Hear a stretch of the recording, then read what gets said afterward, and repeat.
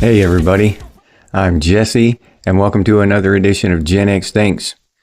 And today I'm going to talk about the Mandela Effect. And this episode was inspired by a longtime subscriber and member of Gen X Thinks, Wiley Ann.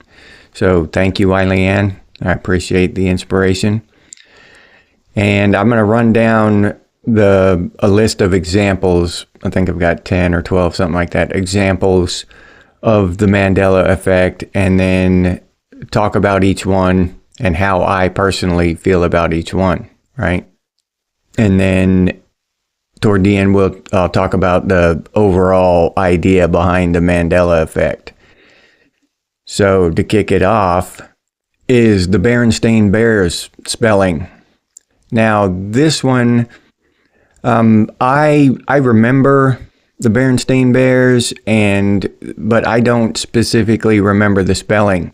What I do remember is that I used to mispronounce it when I was a kid. I used to call it Berenstain Bears. Now, the thing with it is that in the Mandela Effect is that everybody says it's an E. There's an E in it. In today's Berenstain Bears, there's an A in it. AIN. And I know that I used to mispronounce it when I was a kid. And I would not have done that if there was an A in it, because I could read pretty good. For a kid, I knew that A said A. It was an E. I wouldn't have pronounced it Berenstain Bears if there was an A in it. That's not solid proof, but that's pretty good evidence to me. I remember having that problem. I didn't know how to pronounce the word, and I would always call it Berenstain Bears.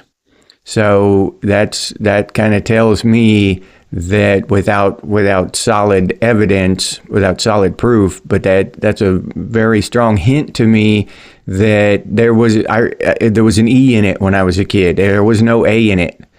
So I have to go with the Mandela Effect on this one. I have to go with the Mandela theory that there was an E in it in the past, not an A. Number 2 is the Darth Vader's quote in Star Wars. The Mandela Effect says that we remember it as him saying, "Luke, I am your father." And in today's version of Star Wars, he says, "No, I am your father."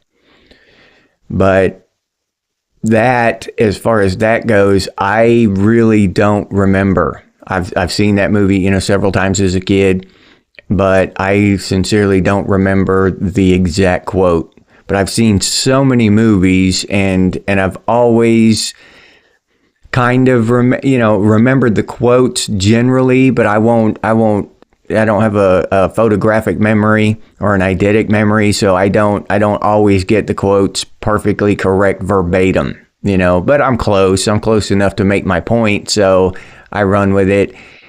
And that is kind of where I'm at with this. I don't remember. I've always said, "Luke, I am your father," when we were playing around. So, but that doesn't mean that I was right. And I don't have any specific memory linking me to that, though. I don't have anything to verify like I did with the Berenstain Bears. So yeah, I can't say one way or the other on that one. Number 3 is the Monopoly Man's monocle. All right, and this one, I really honestly, I don't remember him having a monocle. I never remembered him having a monocle. When I started seeing that popping up with the Mandela Effect stuff, it didn't connect with me. I don't remember him having a monocle. I remember the peanut guy having a monocle, but not the Monopoly guy. So I have to go with the mainstream on this one. It just doesn't seem right. Even picturing him right now in my head with a monocle, it doesn't fit in my head. There's something wrong there. So no, I don't go with the Mandela Effect on this one. I got to go with the mainstream. Monopoly Man didn't have a monocle in my memory. Number 4 is a Shazam movie with Sinbad. There was supposedly a movie that starred Sinbad, Shazam movie, and I don't remember it. I don't remember ever hearing about it. I wasn't a big Sinbad fan. I don't really have anything against the dude or anything. I just wasn't really a big fan of his. So I didn't, try to watch his movies, anything he was in or whatever. Didn't really matter to me if he was in a movie or not. So no, I don't specifically remember that. So this one again, I'm on the fence. I don't know. I've never heard of the movie, but that doesn't mean it didn't exist, because there were tons of movies that I didn't give a shit about that I never heard about that I didn't even know existed until years later or whatever. So just because I didn't realize that there was a movie doesn't mean that there wasn't one, is my point. So I'm on the fence on this one again. I don't know. I can't choose Mandela or mainstream on this one way or the other. So the Fruit of the Loom cornucopia. Now this one is special to me because I remember a specific incident where I was in my bedroom holding a black t-shirt, looking at the Fruit of the Loom insignia. And to give you a little detail about this, a little background information, I didn't really understand the definition of the word cornucopia. I knew it meant, I thought it meant like an abundance of something or something like that. I did not truly understand the word cornucopia. So when I saw the Fruit of the Loom cornucopia on the icon, the insignia, I didn't connect it with that word cornucopia. What I connected it with was my experience playing Dungeons and Dragons, and there's an item in there called the Horn of Plenty, and I remember standing there in my bedroom looking at the insignia and thinking, that's a Horn of Plenty in Dungeons and Dragons, and you know what I'm saying? And that link to my experience with Dungeons and Dragons imprinted that memory in my mind. I remember it specifically. I remember the color of the shirt. I remember the direction I was facing in the room. I remember that moment pretty specifically. And so I am positively sure that Fruit of the Loom insignia icon or whatever used to have a cornucopia on it. I am positive, because I have a specific link to a memory that implanted that in my head. It imprinted in my mind. And I remember that very specifically, sitting there looking at that cornucopia, which I didn't know it was a cornucopia until this whole Mandela Effect thing came along. I never had a reason to really look that word up, right? I just had a general idea, and I didn't connect it with Fruit of the Loom until this Mandela Effect thing started coming up. But when it did, I remember it as the Horn of Plenty, but I was looking at that image. So that is very strong evidence. I would almost say proof to me that there was a cornucopia on the Fruit of the Loom icon there. Number 6 is Snow White's mirror quote. In our memory, the Mandela Effect side, the evil queen says, "Mirror, mirror on the wall, who's the fairest of them all?" But in the movies now, it says, "Magic mirror on the wall, who's the fairest of them all?" And it could be just a trick of the mind, because I heard it repeated so many times, but I remember it being mirror, mirror on the wall. That's just the way I remember it. Like I said, memories are fallible though, so I could be completely wrong on this one, but I remember it being mirror, mirror. That's just in my mind. That's what's in my mind as right. So yeah, I got to go with the Mandela Effect on this one. Number 7 is Jif versus Jiffy peanut butter. All right. And this one is tough for me because I grew up really poor. It's not like we had name brand foods in the house all the time and shit. So I hardly ever saw that a jar of Jif or Jiffy peanut butter, except if I was walking through the store. The other time, anything in our house was generic. So it's not like I saw that thing every day, that jar of peanut butter, like a lot of people did. So I'm kind of on the fence on this one. I don't really remember either way. I don't. I'm not. Both of them seem valid to me. I just don't know. Neither GIF nor Jiffy sticks out in my mind as being correct. So I'm just kind of on the fence on that one. Number 8 is Curious George's Tail. The Mandela Effect says that he used to have a tail, and nowadays in the books now he doesn't have a tail. Okay. Now, this is one of the ones where I have to go with the mainstream, because in my memory, he never had a tail. I just don't remember him with a tail. Not that I was a great Curious George fan and had his books stacked up in my bedroom or whatever when I was a little kid, but what little bit I remember of it, he didn't have a tail. The images now I see with him, dealing with the Mandela Effect, the images I see of him having this long tail, they just don't fit. I don't know. I got to go with the mainstream on this one. Curious George never had a tail in my memory. Number 9 is Pikachu's tail. In the Mandela Effect version, he's got a black mark on his tail, and today's Pikachu doesn't. He's just got a solid yellow tail.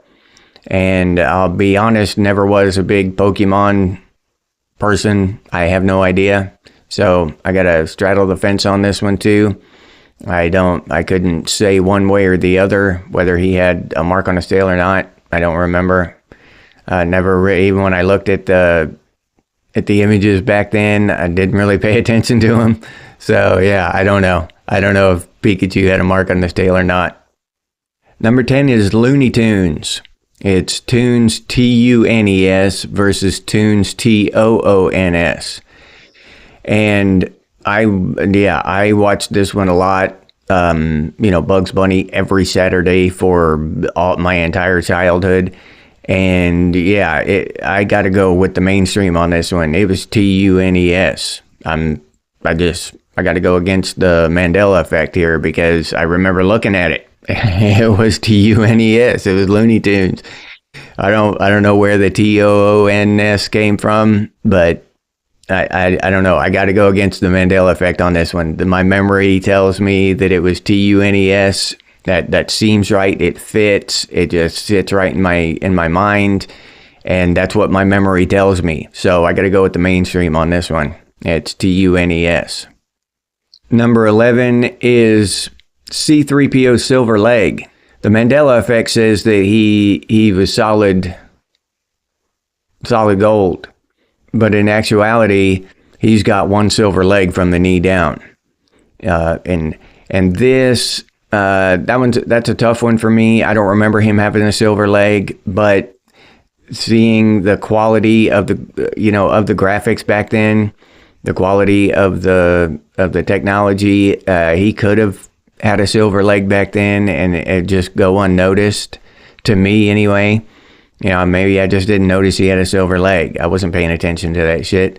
So, yeah, I never really paid attention to the color of his leg, so I can't, no memory sticks out in my mind. Hey, C-3PO has a silver leg, or he's solid gold. He doesn't have any silver legs. So those kind of memories are difficult to pinpoint, you know what I mean? That's the kind of stuff that's difficult, whether he had a silver leg or not. And especially when he has a silver leg now, and everybody thought he was solid gold. So that's a negative. He didn't have a silver leg. We remember him without a silver leg. So it's hard to remember. It's hard to pinpoint something as a negative. He didn't do that. So or he didn't have that rather. But I just don't remember that one at all. I can't say one way or the other on CPO's silver leg. And the last one is Fruit Loops. Our false memory, the Mandela Effect, says it was Fruit, Fruit. And today's boxes say Fruit, Fruot. Kind of the opposite of the Looney Tunes. This one, I remember fruit, F-R-U-I-T. I got to go with the Mandela Effect on this one. It's in my memory. I can look back at the box and it says fruit, F-R-U-I-T. That's one thing that I did see quite often. Fruit Loops. They had a lot of commercials on TV for Fruit Loops, and I saw the image of that box a lot, so it's pretty well implanted in my brain. And I mean, I can't say with 100% certainty, but fruit, F-R-U-I-T, it just seems right to me. That's one of the ones that just seem right to me. I don't have a memory to link like I did with the Fruit of Loom cornucopia, but it does.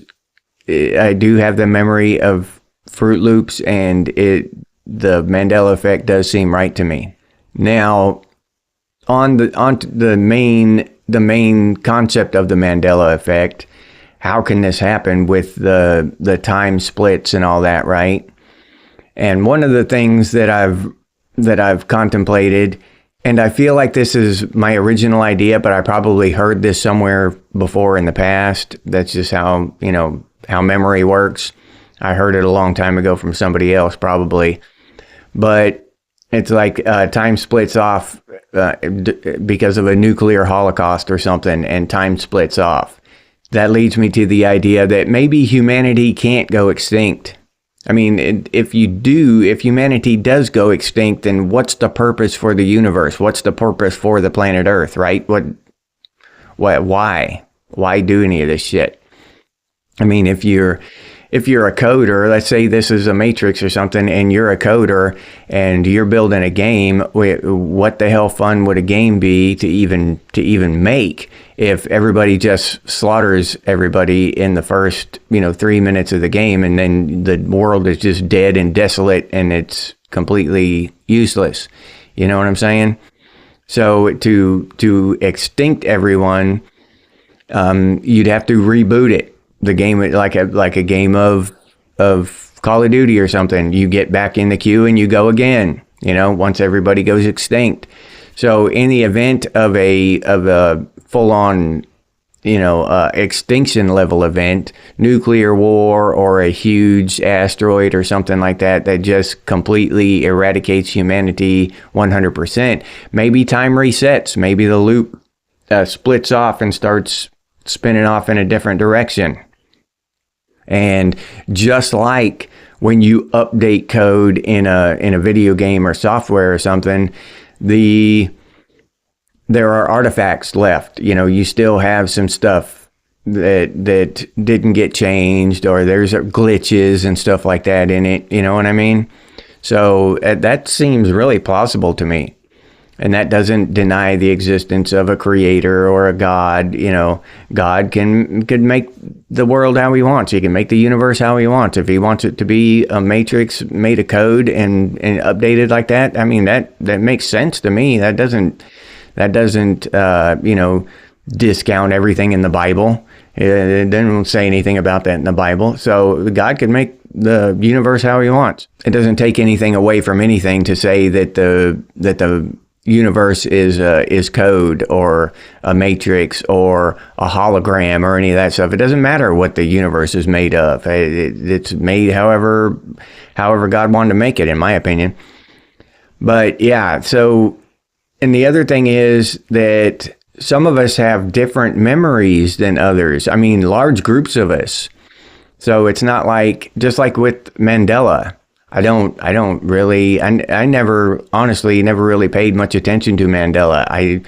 The most I've known of him is since this Mandela Effect thing came about. I mean, the name was familiar, but I didn't know whether he died in the 80s or 2013 or whenever. I had no idea. I had no idea he was the president of South Africa. I just didn't pay enough attention when I was younger. But a lot of this stuff, just like with Curious George's tail, I remember Curious George not having a tail. A lot of people remember him with a tail. Now, what does that mean? Is that just a fallacy of memory? Or did two timelines converge or something? You know what I'm saying? I don't know. It's weird when you start thinking about that kind of stuff. But either way, I honestly believe that there's something to the Mandela effect. There's something going on, something behind the scenes, something not necessarily behind the scenes the way the government is manipulating things, but behind the scenes on a universal, an entire universe kind of situation, a setting behind the scenes of the universe. And something's happening that we just can't comprehend or understand. We come up with theories about timelines and stuff, and we could be so far off base with that it's like ants, trying to come up with theories about cars. So what cars are and shit. So it's hard to say, but it just feels like something's there. And I'd really like you to get down in the comments and talk about the ones that you disagree with me on, or the ones that you do agree with me on. If you agree with me strongly, if you have a memory with a link like I do with the cornucopia, if you have one of those, then let me know in the comments. Or if you disagree with me on one of these, that I went with the mainstream, or especially if you remember the mainstream, right? If you remember the mainstream where I have said that I remembered the Mandela effect, please leave that in the comments. I'm really interested to know how many of us remember the mainstream versus the Mandela effect portion of it. So if y'all do that for me, I'd appreciate it. And if you enjoyed this episode, please like, subscribe, and comment. If you'd like to support the channel by becoming a member, I'll leave that link down in the description, or you can head over to the channel page and become a member that way. If you'd like to support the channel directly, you can do so by clicking on that super thanks button down there. Or you can head over to Buy Me a Cup of Coffee and buy me a cup of coffee. I appreciate those of you who do that, and I'll leave that link down in the description as well. If you're interested in genex gear, we got some pretty cool stuff over there at Redbubble. That's right, my t-shirt here, the apocalypse wouldn't set me back too far. But t-shirts, coffee mugs, stickers, all kinds of cool stuff over there at Redbubble. And I invite you to go check that out if you're interested. But I'll leave that link down in the description for you too. If you can't or don't want to support the channel in any of those ways, you can always do so by sharing these videos on your social media. That helps out a hell of a lot, so thank you very much to those of you who do that. I appreciate you taking the time. Thank you. If you have any ideas for future episodes of Gen X Thinks, please put those down in the comments. Or you can email us, and the email is genxthinks@gmail.com. And as always, stay frosty, Gen X, and I'll see you on the next one.